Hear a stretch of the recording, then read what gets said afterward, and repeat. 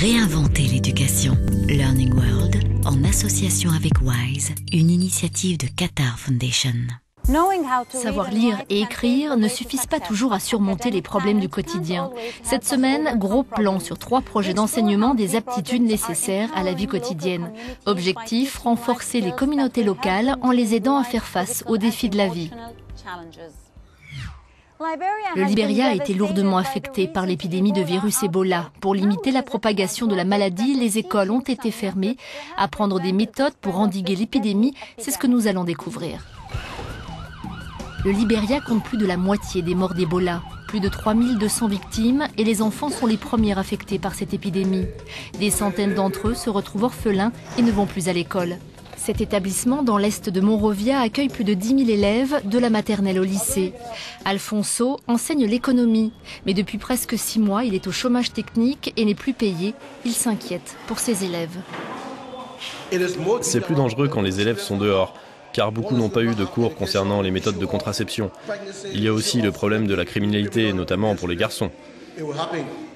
Réunion du corps enseignant pour préparer une éventuelle réouverture. La directrice souhaite mettre en œuvre des mesures de sécurité. Nous avons une station de lavage à l'entrée de chaque école. Et nous continuerons aussi de dire aux enfants de ne pas se toucher entre eux, de ne pas s'embrasser et de ne pas manger dans les assiettes des autres. L'UNICEF a envoyé du personnel enseignant au Libéria.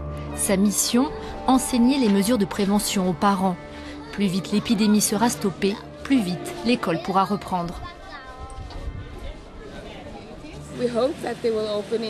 Nous espérons ouvrir en janvier, février, mars.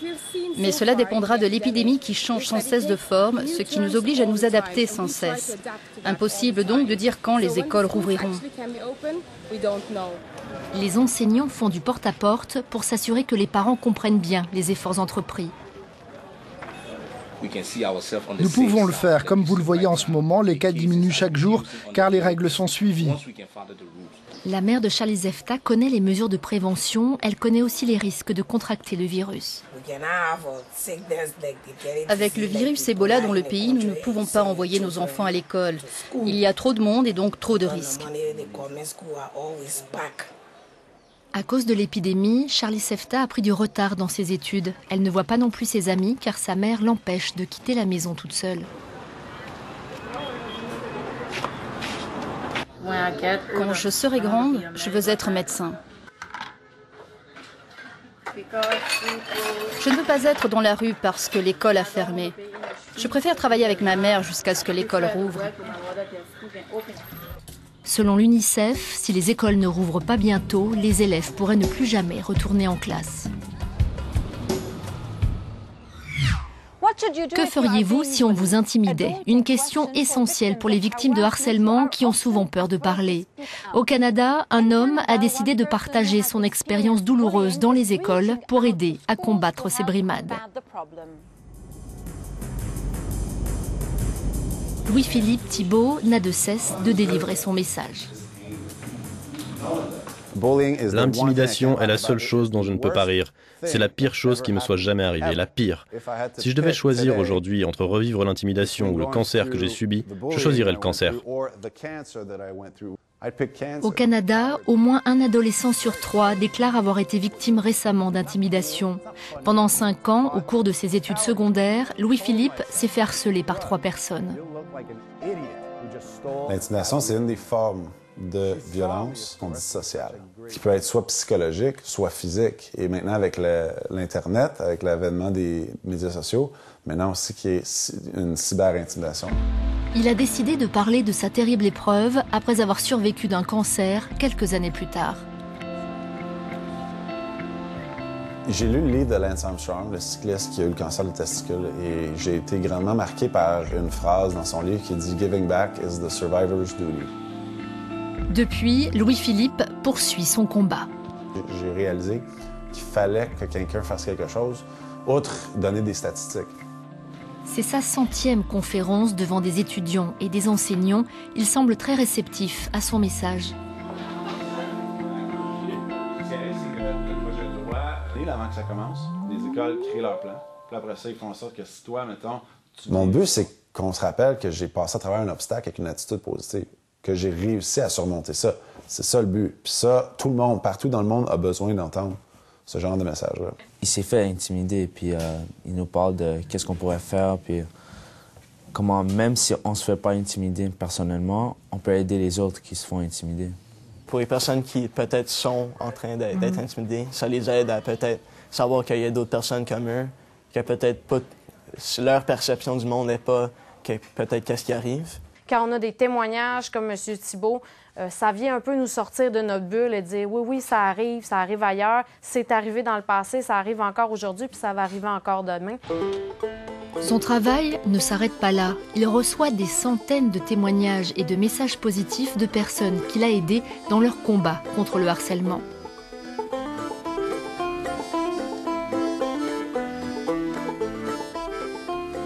Il m'écrit des fois des choses tellement fantastiques. C'est pour ça que je vois à quel point c'est important que je continue à faire ce que je fais. Puis à quel point j'aimerais qu'on me donne encore plus de chance pour pouvoir m'adresser aux jeunes dans les écoles. Thank you. Wow, awesome. Thank you. Fournir un accès à l'éducation, première étape pour briser le cycle de la pauvreté. Une ONG adopte une approche globale en fournissant aux familles les outils dont elles ont besoin pour s'en sortir.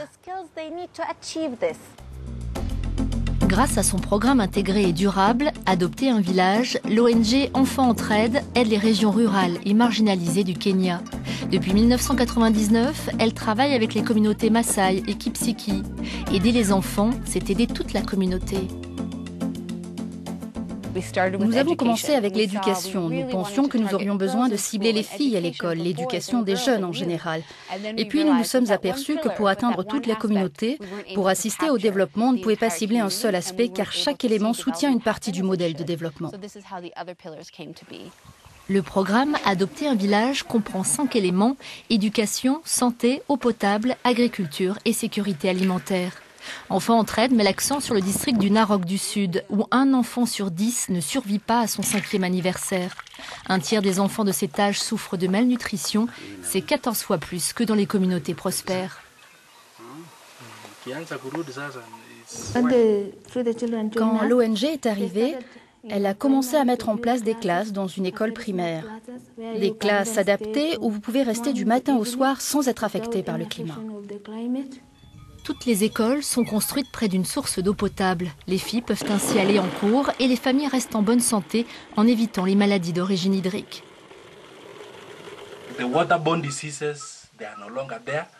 Les maladies d'origine hydrique ont disparu, car nous avons un accès à l'eau potable dans l'enceinte même de l'école. Ils ont également installé des réservoirs que les écoliers peuvent utiliser, tout comme les membres de la communauté qui vivent autour. 5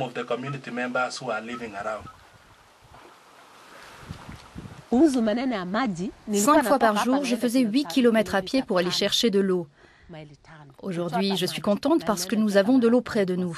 Je pourrais même avoir un accès direct dans ma maison si je pouvais me le permettre.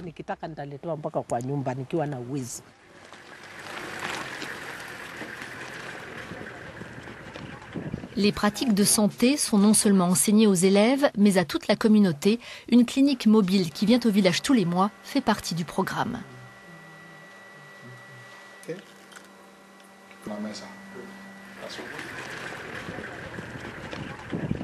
La communauté est maintenant éduquée, les enfants et les femmes.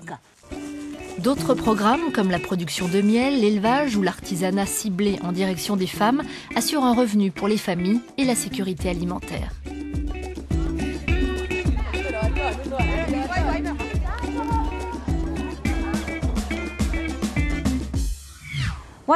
Quelles aptitudes utiles à la vie quotidienne doivent être enseignées? Pensez-vous qu'elles doivent faire partie des enseignements de base à l'école? On attend vos commentaires sur les pages de nos réseaux sociaux. Merci de nous avoir suivis. Learning World, en association avec WISE, une initiative de Qatar Foundation.